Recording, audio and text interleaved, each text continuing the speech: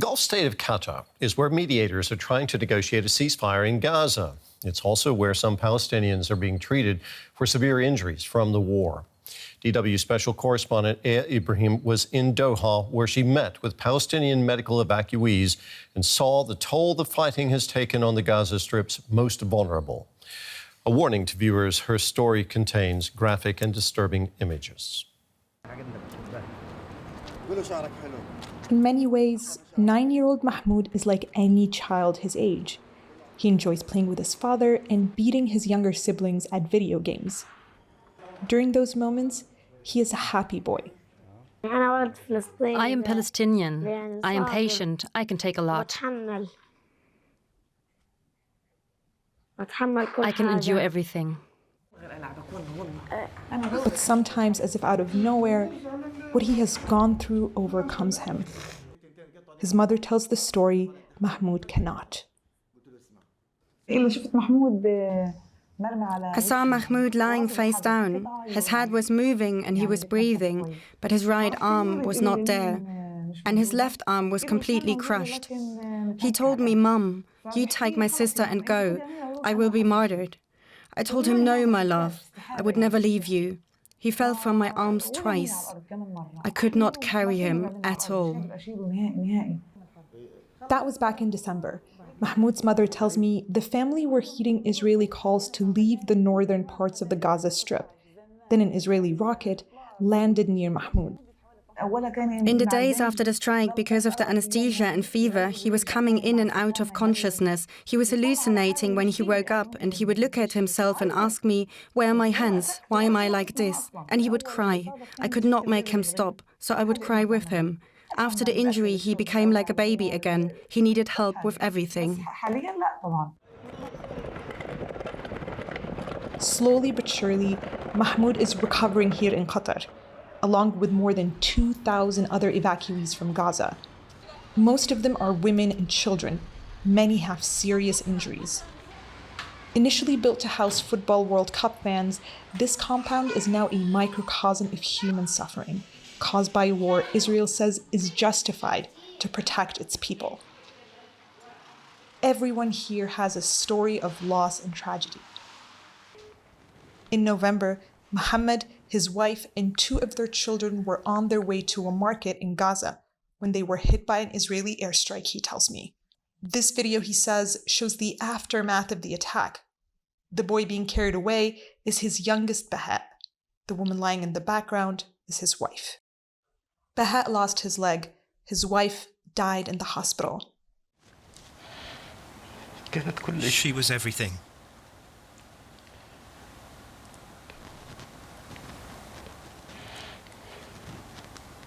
She was life. But thank God she left me the children. We were civilians walking down the street. All our lives, all we ever asked for from God was protection. His son is getting treatment. He misses his mother and his siblings, some of whom are still trapped in Gaza. Getting the family back together is all that Mohammed can think about. But so far, all his attempts have failed. As for little Mahmoud, in one sense, he's the luckiest of the lucky. He was able to get out with his siblings and both of his parents. It's a big reason why, they say, he's having mostly good days. But the memories of his home, now a pile of rubble, are always with him. I'm used to being in my country, playing with my friends and playing with my cousins. What I loved the most was playing with my cousins. I loved them. We would ride bicycles together. We would play soccer together. We would go swimming. We were happy.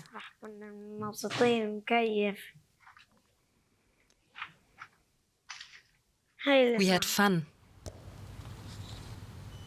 Mahmoud wants nothing more than to be able to return home one day.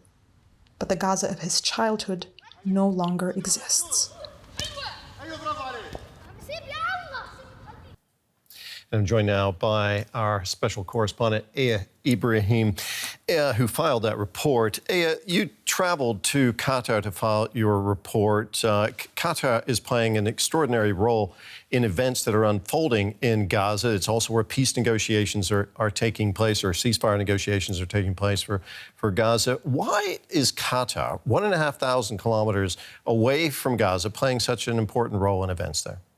Right. I mean, for a tiny Gulf state, one can say that it has played an outsized role in a conflict that really everyone around the world seems to have an opinion about. And as you mentioned, Qatar has been one of the main negotiators in the ongoing ceasefire talks. They were a key protagonist in the successfully negotiated temporary ceasefire agreement late last year, which actually saw the return of the majority of hostages that have been able to leave Gaza.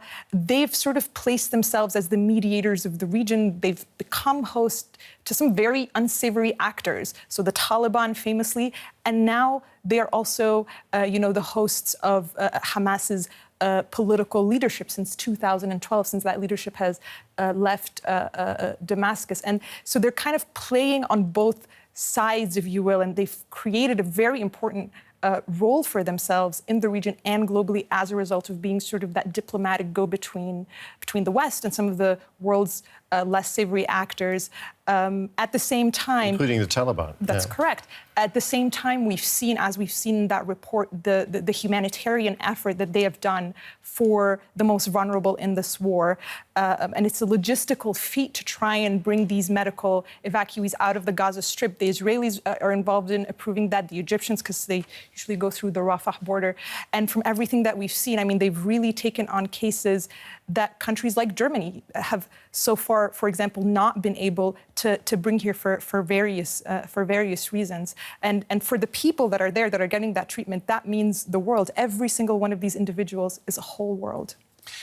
Why did you go to Qatar and not to, say, Israel or the Palestinian territories to interview the medical evacuees?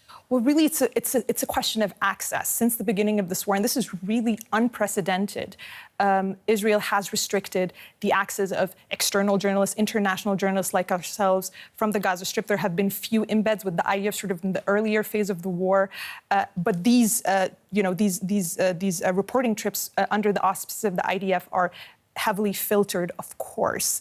And this is really sort of an unprecedented restriction. Of course, we've been relying on the great work of our Palestinian colleagues who are, fighting for their lives and for their families' lives as they report. But for us to really be able to go there and bear witness firsthand to the stories of survivors, that hasn't been possible so far. My colleagues, part of a much bigger team that's been on this story since the massacre of October 7th and the war, and we've covered many different aspects of it.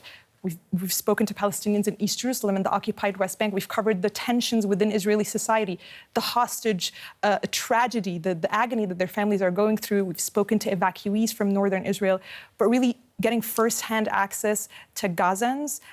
We haven't been able to really do that so far in that proximity. And so it was really important for us to go there and to be able to speak to them and to try and really show the path of possible recovery that's ahead of them and the challenges that faces that population.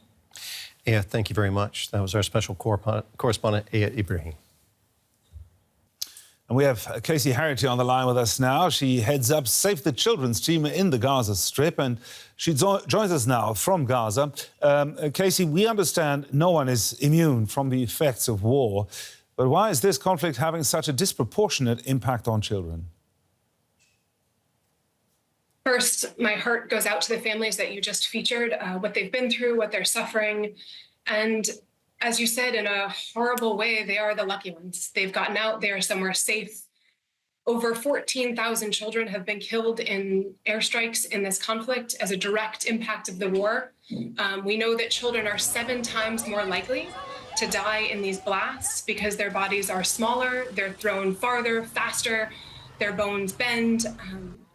So they are more susceptible in these strikes.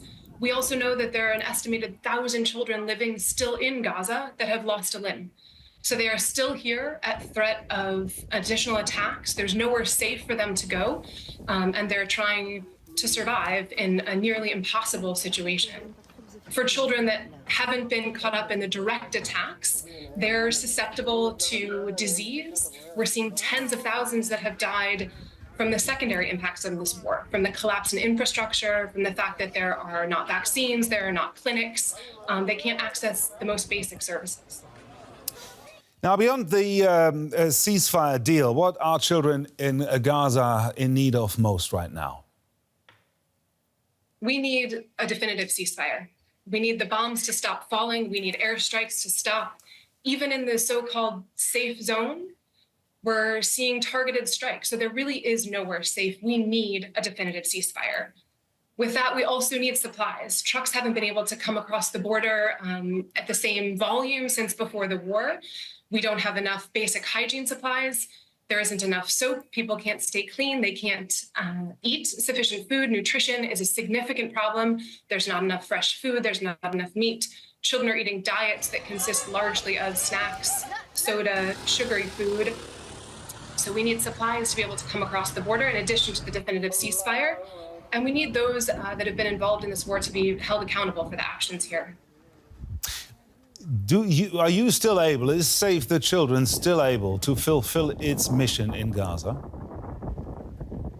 We are doing everything we can, but it is getting harder and harder by the day. Just in the last week, this safe zone, that they are so-called safe zone here, decreased by 22%. Today, there were additional evacuation orders, so we're squeezed into an even smaller space to try to operate. And for our team, they are committed to the humanitarian mission. Our team here in Gaza, we have Palestinians that have been working for us for many years, even before the war. They're committed to serving their fellow Palestinians, but they also have to worry about their families. It's getting harder for them to perform their duties because they are constantly evacuating, they're moving, they're having to watch out for their own children in addition to trying to serve others. Casey Harrity there from Save the Children's in Gaza. Thank you very much. Thank you.